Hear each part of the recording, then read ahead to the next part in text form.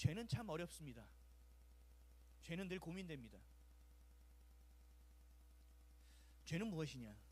헬라어로 하마르티아라고 합니다. 화살을 관역에다가 쐈는데 화살이 그 관역을 벗어났다는 이야기입니다. 성경에서는 죄를 타락한 인간의 본질이라고 말합니다. 죄는 하나님을 벗어난 것입니다. 죄는 하나님을 알지 못하는 것입니다. 더 나아가서 죄는 하나님을 거부하는 것입니다. 이 모든 것을 죄라고 정의할 수 있습니다. 요한복음 17장 3절에서 4절은 이렇게 말씀합니다. 영생은 곧 유일하신 참 하나님과 그가 보내신 자 예수 그리스도를 아는 것이니이다. 아버지께서 내게 하라고 주신 일을 내가 이루어 아버지를 이 세상에서 영화롭게 하였사오니. 아멘. 구원받는 것, 죄에서 벗어나는 것은 어디서부터 시작되어야 되느냐? 오늘 말씀처럼, 지금 읽은 말씀처럼 예수를 그리스도로 아는 것에서 시작됩니다. 하나님을 알아야 나를 알 수 있습니다.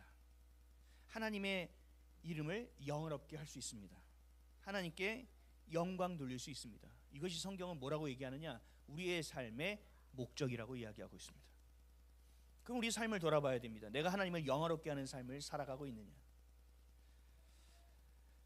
결국 하나님을 알지 못하는 것, 무지한 것은 결국 죄가 될 수밖에 없습니다. 하나님이 주시는 율법을 떠난 것도 죄고, 세상을 그리스도보다 사랑하는 것도 죄고, 하나님 외에 다른 것을 섬기는 것도 죄고, 욕심과 욕망, 시기와 질투로 사는 것도 죄입니다. 하나님의 뜻을 거스르는 것과 하나님이 없다고 여기는 것, 또 하나님을 제대로 알지 못하는 것도 동일한 죄가 될 수 있습니다. 어둠은 빛을 거부하게 되어 있습니다. 하나님이 아닌 다른 무언가를 섬기고 성령에 매이지 않고 죄에 매인 사람은 반드시 빛을 거부하게 되어 있습니다. 진리를 거스르게 되어 있습니다. 그리고 무언가를 스스로 할 수 있다고 여기는 교만함 가운데 살 수밖에 없습니다. 그래서 자신의 생명을 자신의 것으로 여기는 교만을 살아갈 수 있습니다. 또 모두가 나를 미워하고 나를 힘들게 한다고 여기는 자기중심적 사고를 통하여 교만할 수도 있습니다. 이처럼 우리가 하나님을 알지 못하면 죄를 짓는 겁니다. 하나님을 알지 못하는 것 자체가 죄라고 성경은 이야기하고 있습니다. 하마르티아를 보면 알 수 있습니다. 관역에 쏘는데 화살이 관역에 맞지 않습니다. 하나님을 알지 못하는 것은 무엇이냐? 관역이 어딘지도 모르고 화살을 쏘는 것과 동일합니다. 맞을 턱이 없습니다. 맞을 수가 없습니다. 그래서 하나님을 알아야만 합니다. 17세기 잉글랜드에 조셉 캐릴이라는 사람이 있어요. 유명하지 않은 사람이에요. 여러분 찾아봐도 찾기 어려운 사람이에요. 근데 이분의 글을 제가 읽게 됐는데 너무나 명확한 글을 썼습니다. 제가 예화를 잘 들지 않는데 여러분 잘 들어보세요. 하나님을 알지 못하는 사람을 네 가지의 부류로 나누었습니다. 들으시면서 나는 어떤 부류에 속하는지를 한번 잘 깊이 생각해 보셨으면 좋겠습니다. 첫째, 하나님에 대해서 완전히 모르는 사람입니다. 빛을 알지 못하니까 어둠 안에서 살 수밖에 없습니다. 어둠 속에서 헤매일 수밖에 없습니다. 이런 사람들은 영혼이 잠들어 있는 사람입니다. 자기 기준과 자기 율법으로만 살아갑니다. 왜요? 하나님의 기준과 율법을 알지 못하기 때문에. 하나님을 완전히 알지 못하는 사람, 이게 첫 번째 부류입니다. 두 번째, 하나님을 알지 못하는 사람 두 번째, 하나님에 대한 잘못된 지식을 가진 사람입니다. 그러니까 하나님을 모르지는 않습니다. 지식은 하나님에 대해서 알고 있습니다. 그리고 충분히 우리가 볼 때 신앙생활도 잘하는 것처럼 보여집니다. 하지만 바른 지식만을 가지고 있지 않습니다. 그 바른 지식에 자신의 생각이 섞여 있습니다. 세상의 거짓된 교훈과 세상의 지식과 이성이 섞여 있습니다. 이것이 바로 두 번째 부류입니다. 자신이 하나님을 안다고 생각하지만 섞여 있는 겁니다. 하나님은요, 우리는 하나님을 알 수가 없습니다. 그래서 하나님 어떻게 하셨느냐? 스스로를 드러내셨습니다. 내가 누구인지를 보여주셨습니다. 이것을 계시라고 합니다. 그래서 그것을 하나님께서 잘 기록해 주셨습니다. 특별한 사람들에게 특별한 계시를 준 것이 성경입니다. 성경은 아무나 읽고 이해할 수 있는 책이 아닙니다. 읽는다고 다 믿어지는 것이 아닙니다. 택함 받은 자들만이 이해되는 겁니다. 택함 많은 자들만 믿어질 수밖에 없습니다. 성경은 믿는 자들에게만 준 겁니다. 성경을 알아야 되는데 성경을 알긴 하지만 제멋대로 하는 겁니다. 두 번째 부류는 하나님을 잘못 알고 있는 지식도 뭐라고 봐야 됩니까? 무지하다고 봐야 됩니다. 또 하나님을 알지 못하는 세 번째 부류입니다. 실천적인 무신론자라고 말합니다. 하나님에 대한 바른 교훈은 알고 있고 하나님을 향한 바른 지식도 알고 있습니다. 하나님의 말씀을 아주 정확하게 알고 있습니다. 근데 생각으로만 알고 있지 행함이 없습니다.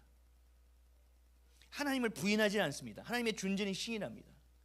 그러나 행위로서는 하나님을 부인합니다. 디도서 1장 16절을 보면 정확하게 알 수 있습니다. 그들이 하나님을 시인하나 행위로는 부인하니 가증한 자여 복종하지 아니하는 자여 모든 선한 일을 버리는 자니라. 아멘. 실천적인 무신론자입니다. 하나님의 말씀을 잘 알고 있지만 행함이 없다라는 겁니다. 이 사람도 하나님을 모르는 자라고 말합니다. 여러분들 어디에 속하는지 잘 생각하세요. 네 번째 마지막은 하나님에 대한 고의적인 무지함입니다. 하나님에 대해서 무지하려고 노력하는 사람입니다. 그런 사람이 세상에 어디 있어라고 생각하겠지만 잘 들어보세요. 신앙생활 좀 잘하십시오. 좀 수요 예배도 나오고 주일 예배도 좀 나오시고 훈련 좀 받으십시오. 이러면 뭐라고 하느냐? 지금 제가 먹고 살기가 힘드니까 좀 여유가 생기면 그렇게 할게요. 이 사람도 고의적인 무지론자입니다. 이런 사람이 있어요. 제가 지금 돈 버는데 바쁘니까 제가 벌면 주님께 헌금할 겁니다. 그러니까 조금만 더 기다려 주십시오. 있어 보이죠? 그런 것 같죠? 그럴듯하죠? 아니요.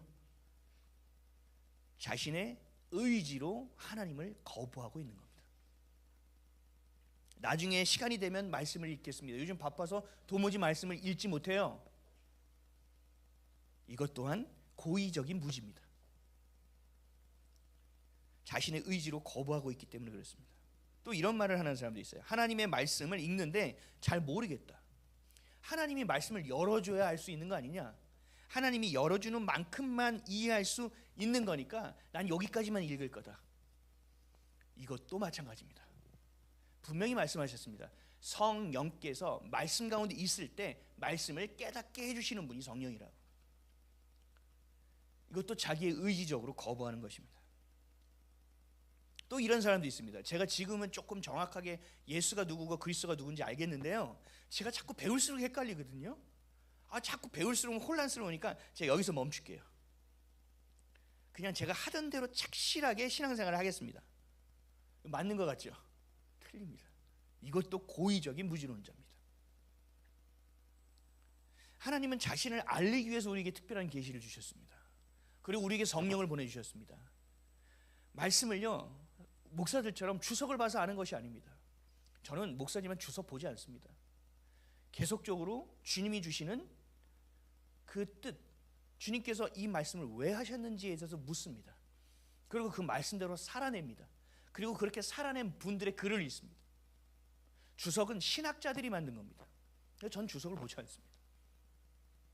그래서 제가 설교한 설교를 다시 모니터링합니다. 왜요? 잘못된 신학적인 논지를 제가 가지고 제 안에 섞인 것들을 여러분들에게 얘기하는 것이 있는지를 확인합니다.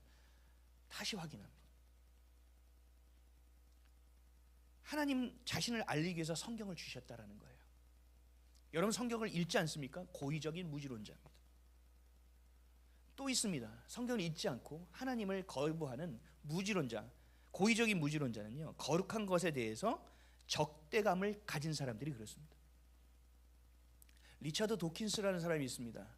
무신론에 대한 것을 전 세계적으로 논문을 써서 그 바람을 일으킨 학자입니다. 지금도 영국에 살아 있습니다. 신은 없다라는 겁니다. 신은 없다고 얘기합니다. 그런데 이분이 최근에 영국에서 신문에 칼럼을 썼습니다. 우리 영국에는 기독교적인 문화가 필요하다. 하나님 없다고 여기면서 살아왔던 사람이 갑자기 기독교적인 문화가 필요하답니다. 왜요? 이슬람 문화가 너무 팽배해서 영국이 개판이 됐거든요. 기독교적인 세계관 안에서 세웠던 나라가 이제 엉망진창이 됐거든요. 신이 없다고 여기는 사람 눈에도 이건 질서가 없다는 겁니다. 성경적 질서가 필요하다는 겁니다. 근데 그 사람의 인생으로 들어가면 뭔지 아세요? 하나님께 정말 절절하게 기도했던 것에 대해서 하나님이 응답하지 않으셨다는 상처를 가지고 있는 사람입니다. 하나님이 있다는 것을 압니다. 그런데 하나님이 없다라고 믿으려고 하는 겁니다. 이게 고의적인 무지론자예요. 이런 사람과 나중에 지금 살기 힘들고 먹고 살기 힘들고 시간이 없으니 말씀을 나중에 좀 읽어야겠습니다. 동일한 겁니다. 나중에 여유가 생기면 훈련받겠습니다. 시간이 되면 주님을 향하겠습니다. 이것도 고의적인 겁니다. 이 네 가지 부류입니다. 여러분 어떤 부류에 속합니까? 제가 굳이 확인은 안 하겠습니다. 여러분들 마음에 한번 잘 생각해 보십시오. 이게 하마르티아예요. 여러분 이 네 개에서 사실은 어디도 속해서는 안 됩니다. 이건 하마르티아예요. 관역을 벗어난 겁니다.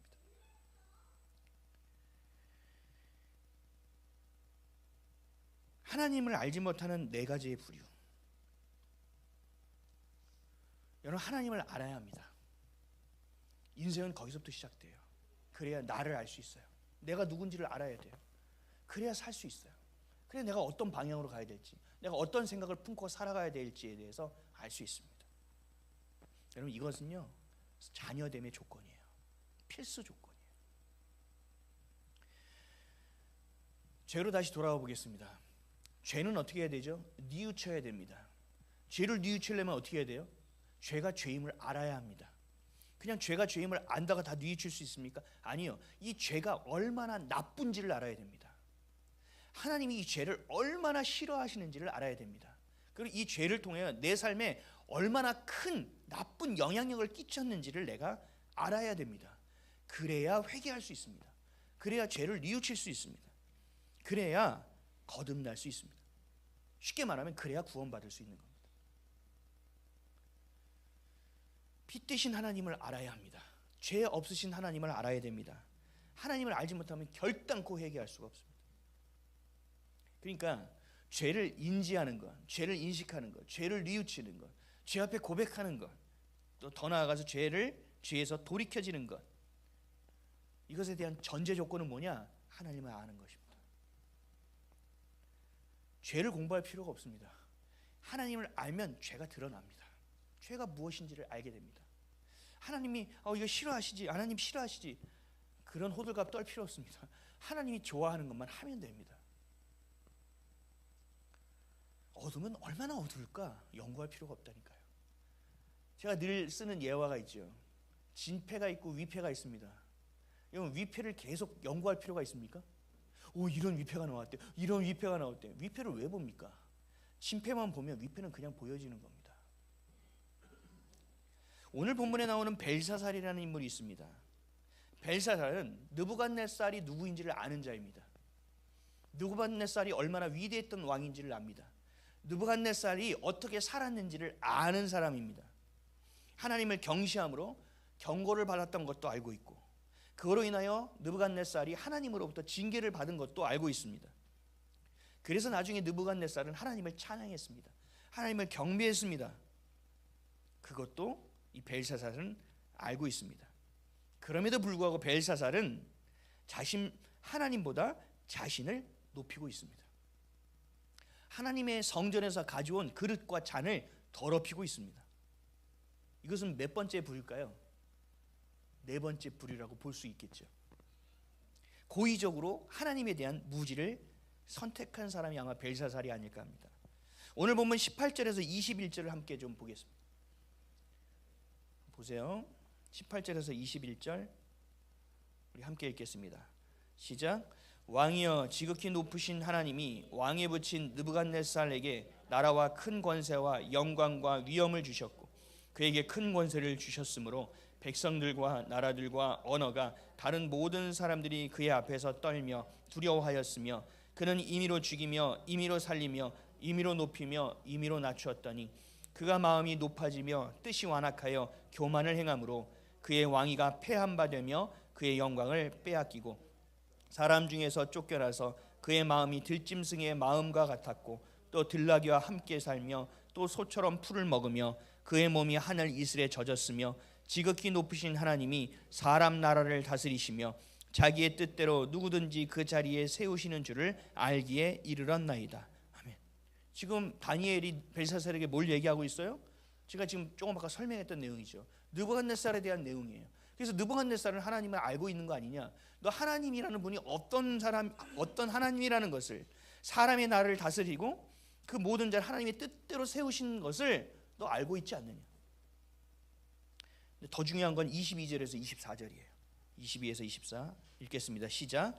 벨사살이여, 왕은 그의 아들이 되어서 이것을 다 알고도 아직도 마음을 낮추지 아니하고 도리어 자신을 하늘의 주제보다 높이며 그의 성전 그릇을 왕 앞으로 가져다가 왕과 귀족들과 왕후들과 후궁들이 다 그것으로 술을 마시고 왕이 또 보지도 듣지도 알지도 못하는 금, 은, 구리, 쇠와 나무, 돌로 만든 신상들을 찬양하고 도리어 왕의 호흡을 주장하시고 왕의 모든 길을 작정하시는 하나님께는 영광을 돌리지 아니한지라.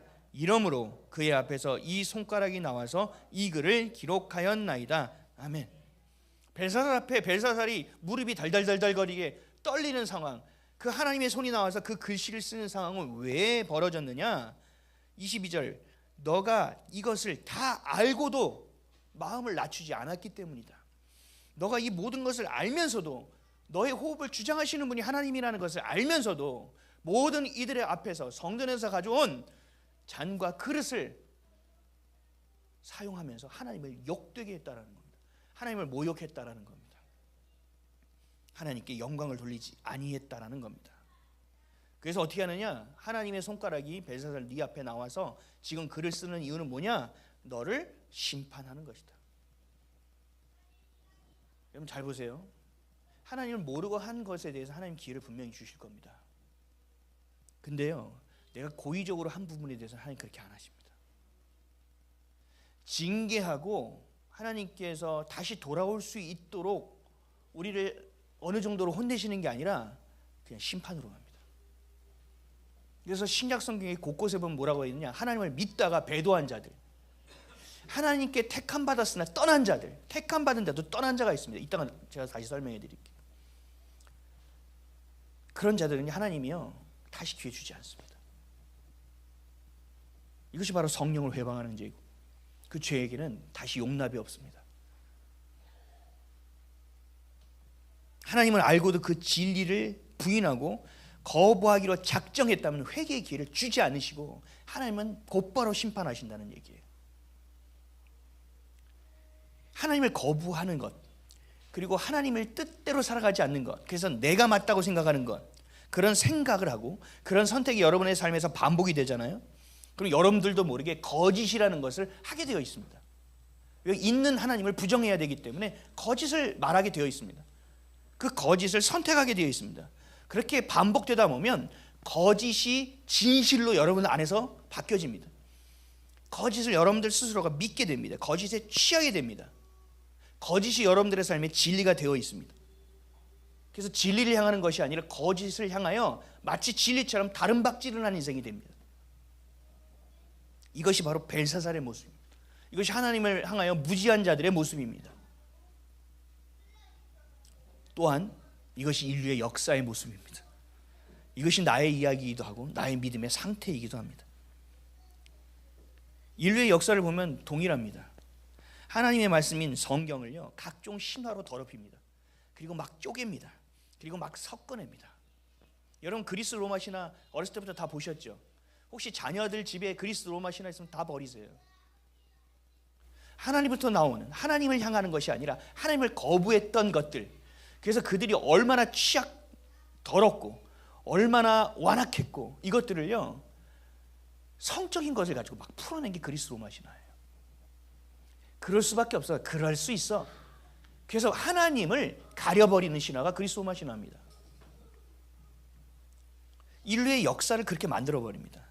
그리고 하나님을 섬기지 않아야 되기 때문에 각종 우상을 만들어냅니다. 각종 종교를 만들어냅니다. 그리고 하나님을 알지 못하게 합니다. 그리고 하나님을 거부하게 만듭니다. 그리고 하나님이라는 진리를 거짓으로 만듭니다. 그런 일이 수천 년 동안 인류의 역사 가운데 있었고 지금 살고 있는 우리의 역사 가운데도 서슴없이 그런 일이 벌어지고 있습니다.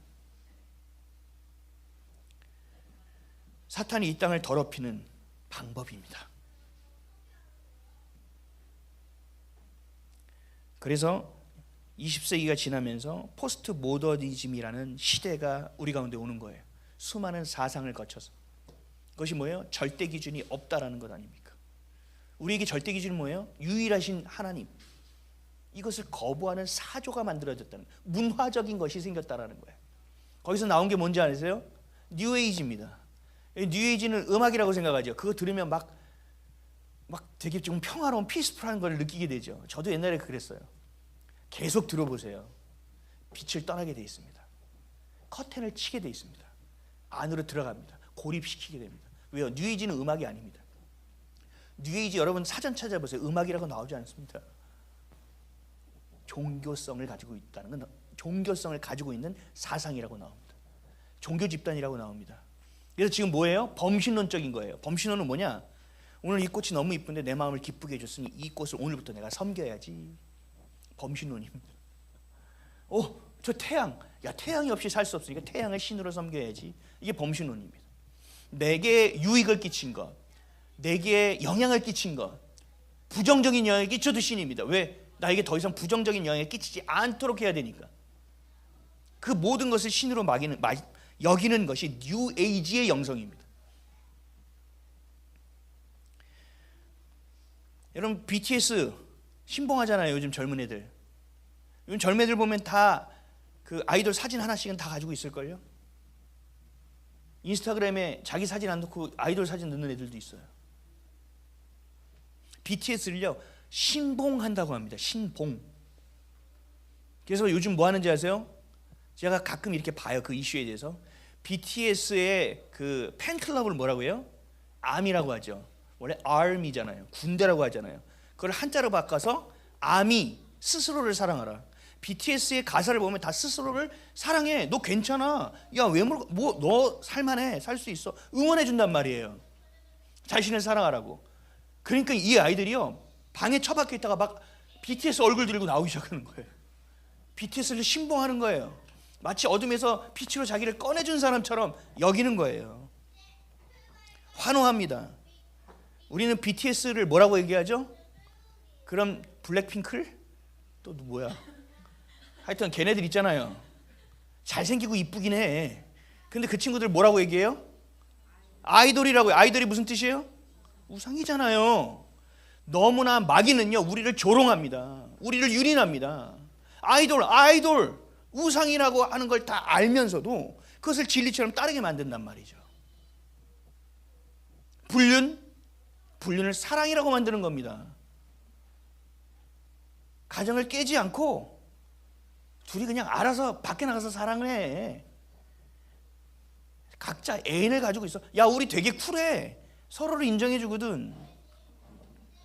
미쳤죠? 부러운 사람 있습니까?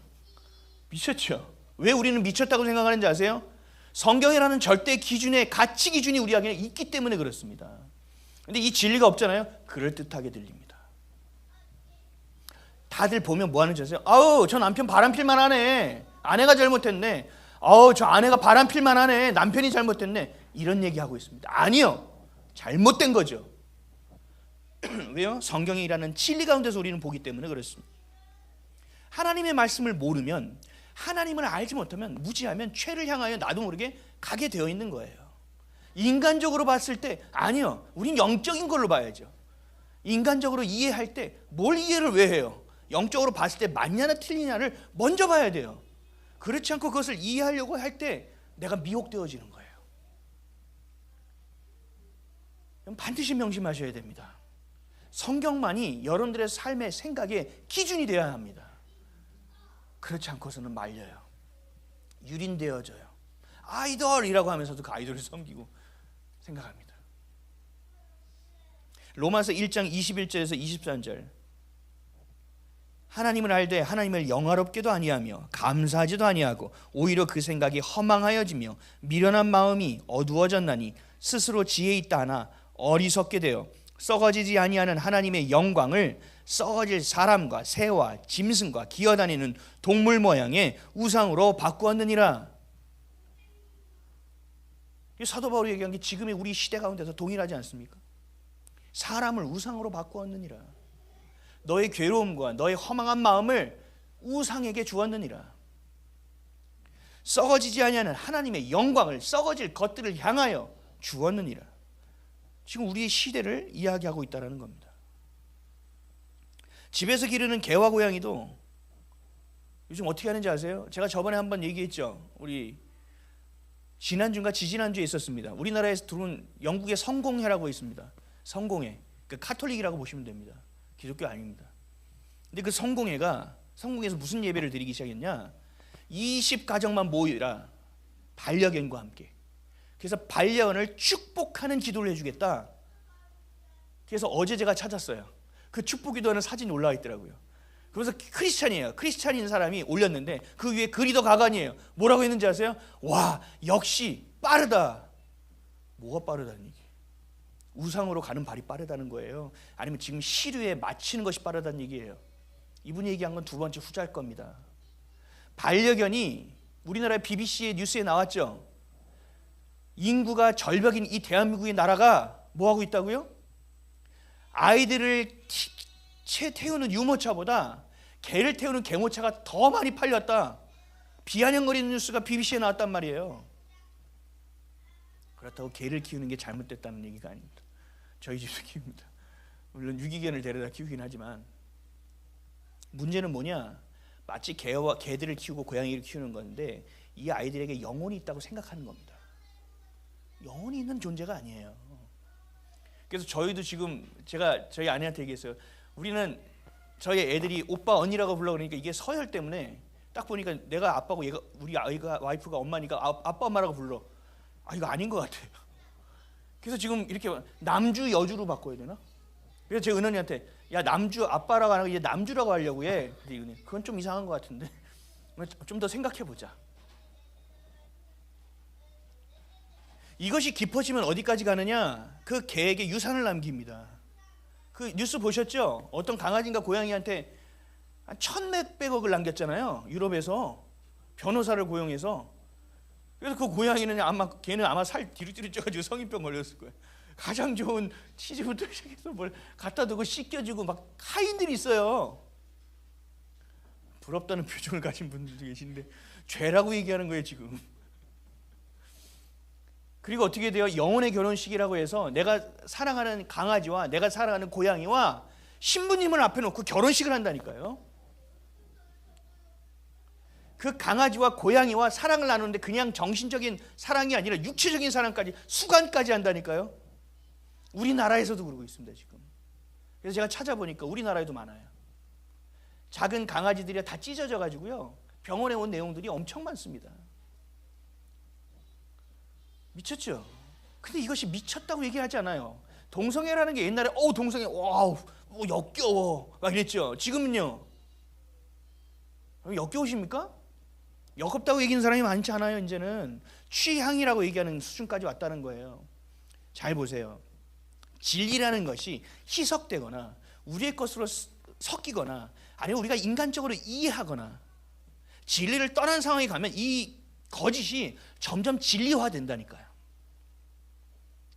그래서 말씀 가운데서 여러분 타협이 있어서는 안 돼요. 타협하면 안 되는 거예요. 말씀은. 이런 시대가 되었어요. 하나님을 거부하는 것을 교만이라고 얘기하는데 자기 취향이래요. 하나님에 대한 무지는요 나중에 보면 된대요.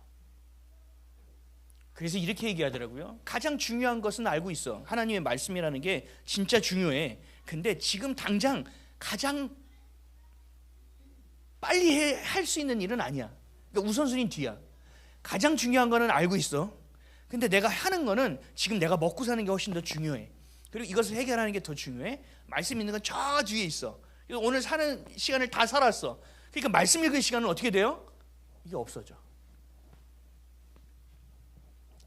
이것도 고의적인 무지라고요.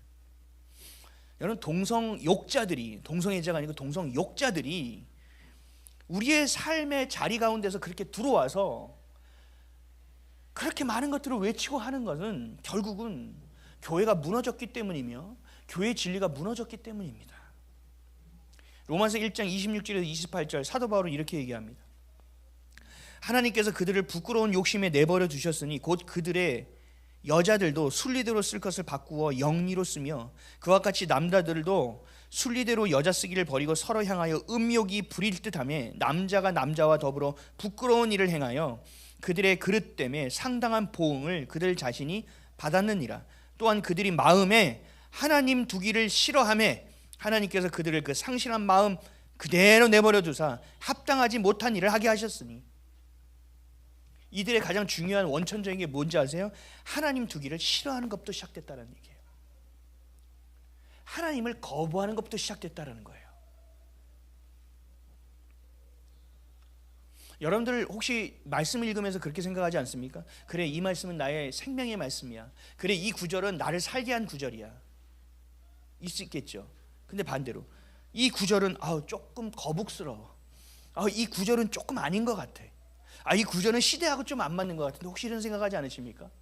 그런 생각이 있다면 버리십시오. 진리는요, 내가 선택적으로 하는 사항이 아닙니다.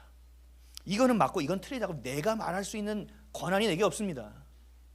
전에도 제가 말씀드렸죠. 마태복음과 룻기가 뭐가 더 중요합니까? 마태복음이 좀 더 중요하지 않을까요? 아니요, 다 진리입니다. 다 진리입니다. 이 안에서 하나님이 주신 성경의 39권이라는 말씀은 27권의 말씀은 진리입니다.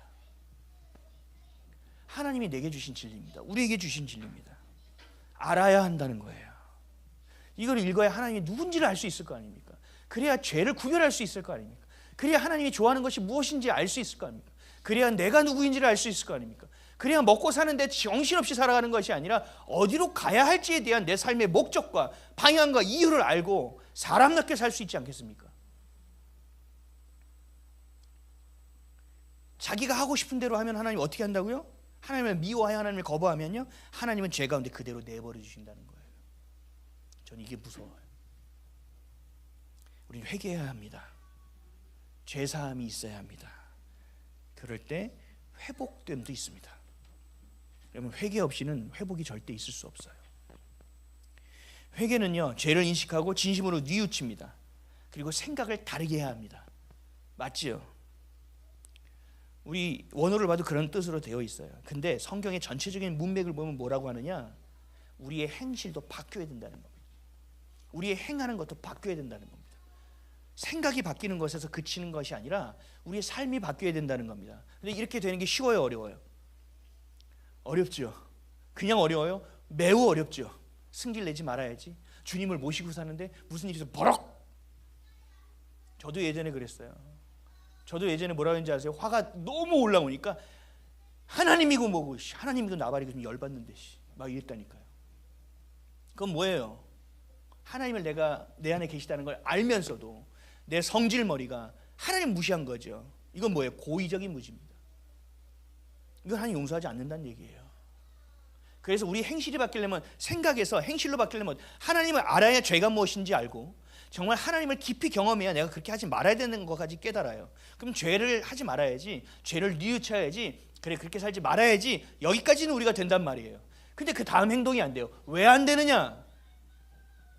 내 삶의 주인이 여전히 나이기 때문에 그렇습니다. 내 삶의 주체가 바뀌지 않는 이상 나의 행동은 그대로 나오게 되어 있습니다.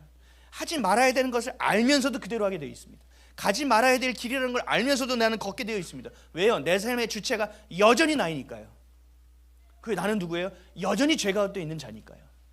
그래서 성경은 뭐라고 하느냐? 하나님을 알아야 된다고 얘기하고 있고, 내 안의 주인이 누구로 바뀌어야 돼요? 그리스도가 되어야 된다고 말씀하고 있는 거예요.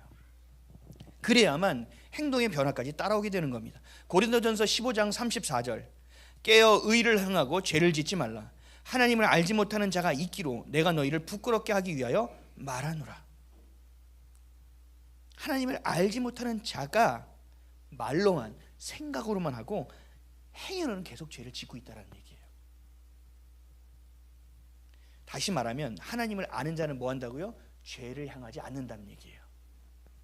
죄보다 하나님과 가깝고 어둠보다 빛에 가까운 자들이 되면 되는 일입니다. 내 죄를 가지고 막 씨름하는, 여러분 이럴 필요가 없습니다. 불안하십니까? 그럼 불안하지 말아야지. 왜 불안하지? 난 불안하지 말아야지. 이렇게 살아갑니까? 아니요, 바보 같은 겁니다. 그건 뭐 하고 계시는지 알아요? 불안을 묵상하고 계시는 겁니다. 아니요, 우리 뭘 묵상해야 됩니까?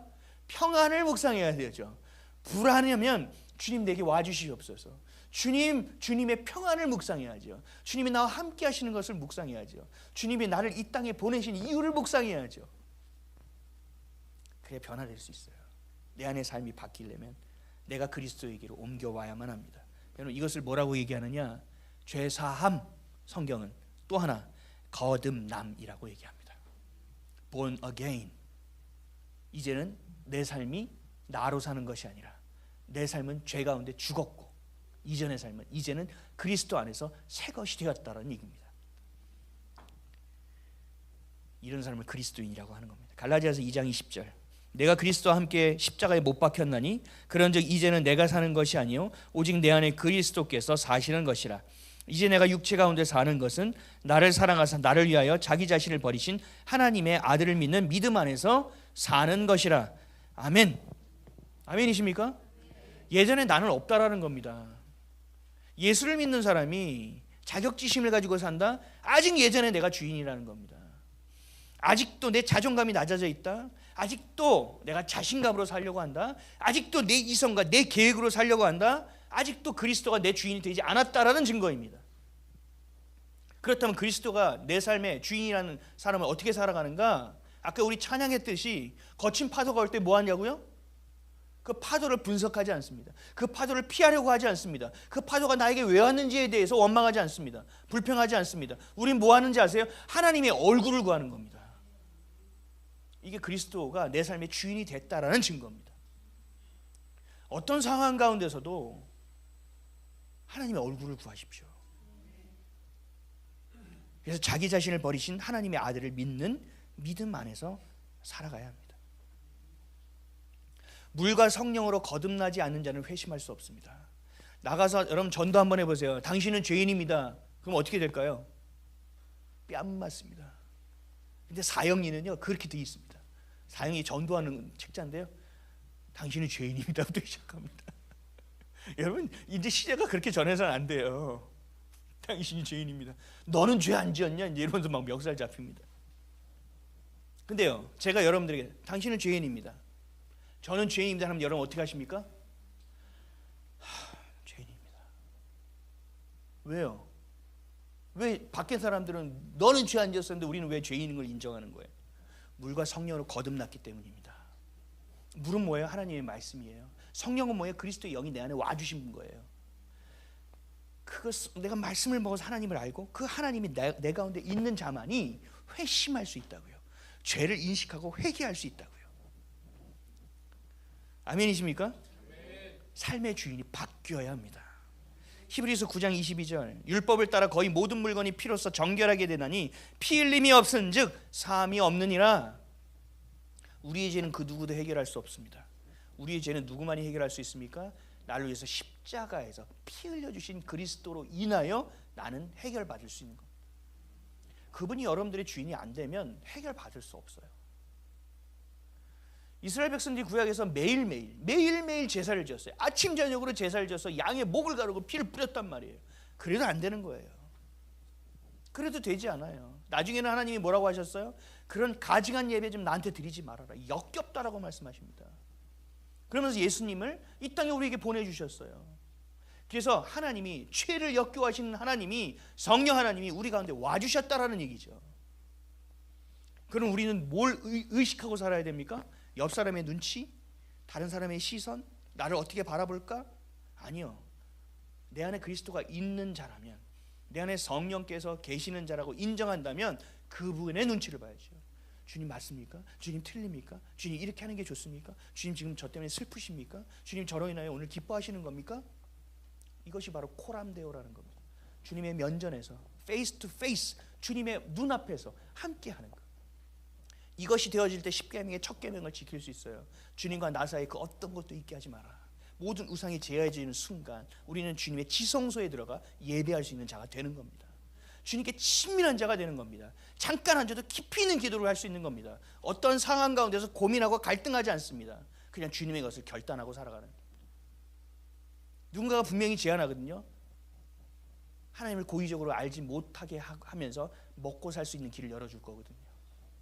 그럼 여러분 갈등하십니까? 갈등하면 이미 집니다.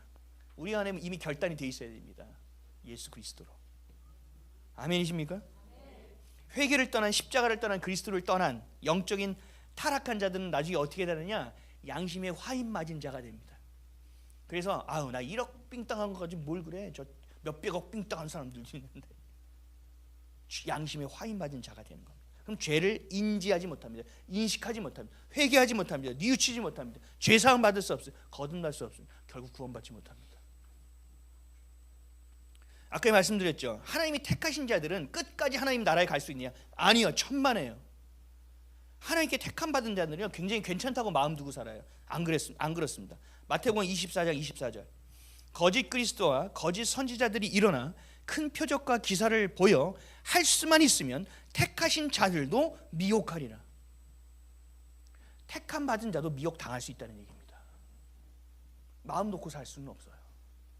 그래서 늘 뭐 해야 돼요? 내 안에 모시고 살아야 됩니다. 그리스도를, 성령을. 사랑하는 성도 여러분, 벨세살은 하나님의 존재를 알면서도 하나님을 멸시했습니다. 하나님을 알면서도 하나님께 영광을 돌리기를커녕 하나님을 모욕했습니다. 여러분 혹시 교회를 다니면서 하나님을 사랑한다고 얘기하면서 밖에서 교회를 욕하는 것 가운데 함구하고 계십니까? 밖에서 교회를 욕하면 아 맞아 그거는 나도 그렇게 생각해 하면서 여러분들 말을 섞고 계시지는 않습니까? 사람들이 저렇게 살아가는 것, 저것이 바로 보편이라는 것이고 저게 상식적인 것이라고 생각하며 하나님의 진리를 거스르며 살아가지는 않습니까? 그렇게 하나님을 고의적으로 무시하면 우리 가운데 있는 것은 심판밖에 없습니다. 여러분 하나님을 두려워하십시오. 하나님을 두려워할 수 있어야 됩니다. 옆 사람을 두려워하지 마십시오. 내 상사를 두려워하지 마십시오. 내 삶을 좌지우지할 수 있는 사람들을 두려워하지 마십시오. 여러분 돈을 두려워하지 마십시오. 여러분들 하나님만을 두려워하셔야 됩니다. 그럴 때 다른 것들을 두려워하지 않게 됩니다. 무지함을 벗어버리십시오. 마태복음 4장 4절. 예수께서 대답하여 이르시되 기록되었을 때 사람이 떡으로만 살 것이 아니요 하나님의 입으로 나오는 모든 말씀으로 살 것이라 하셨으니. 아멘. 여러분들 밥은 새끼 꼬박꼬박 다 드시죠? 말씀은요? 먹냐고요. 드십시오. 저희 어머니가 옛날에 그랬습니다. 신명기 6장 말씀을 따라서 화장실에 휴지를 꺼내려면 여기 성경 말씀이 붙어 있었고, 화장실에 앉아서 뭔가 집중하려면 앞에 말씀이 딱 붙어 있었고, 냉장고를 열려면 말씀이 붙어 있었고, 모니터를 보면 말씀이 붙어 있었고, 그것이 제가 습관이 되어 어떻게 했느냐, 회사에 취직하여 가서 모니터에 내 하나님의 말씀을 붙여놨고 말씀의 액자를 갖다 놓게 됐고, 그것이 나중에는 내 마음에 새겨지고 내 생각에 새겨져서 그 말씀이 내 삶의 길이 되었고 그 길을 걷다 보니 하나님을 향한 삶이 되었다는 얘기입니다. 하나님의 말씀이 여러분 가운데 어디에 있습니까? 이거는 내가 그렇게 생각하고 이거는 저 사람의 말에 맞고, 하나님의 말씀이 수많은 선택 가운데 하나가 되어서는 안 됩니다. 하나님의 말씀이 여러 사람의 절대 기준이 되기를 축복합니다. 주님은 이렇게 말씀해서 내 살을 먹으라. 이건 뭐예요? 말씀을 먹으라. 말씀을 씹어 드십시오. 그러다가 소화가 안 되거나 너무 질기면 물어보는 겁니다. 목사에게 이 말씀은 이렇게 먹는 게 맞습니까? 이 말씀의 요리는 삶아 먹습니까? 데쳐 먹습니까? 물어봐야 될 거 아닙니까? 질문이 없습니다. 이건 뭐예요? 말씀을 읽고 있다라는 겁니까? 아니면 여러분들 유튜브를 신봉하고 계십니까? 유튜브에 잘못된 정보가 훨씬 많아요. 하나님을 의지하시고 여러분들의 생각과 논리를 버리시고 세상 가운데 있는 이성과 지식을 내어버리시고 하나님의 지혜를 붙드시는 저와 여러분 되시기를 축복합니다. 지혜를 받으시고 성령을 환영하고 모셔드리십시오. 그분과 함께 살아내십시오. 그리고 성령께서 여러분들의 삶을 개입하시고 간섭하시기를 여러분 앞에 기도하십시오. 그럴 때 여러분들의 삶의 주인은 오직 예수님이 되실 것입니다. 그리하여 구원받는 우리, 그 빛을 전하는 우리, 가는 곳마다 그곳이 성지가 될 수 있는 복된 저와 여러분의 삶 되시기를 예수님의 이름으로 간절히 축복합니다. 아멘.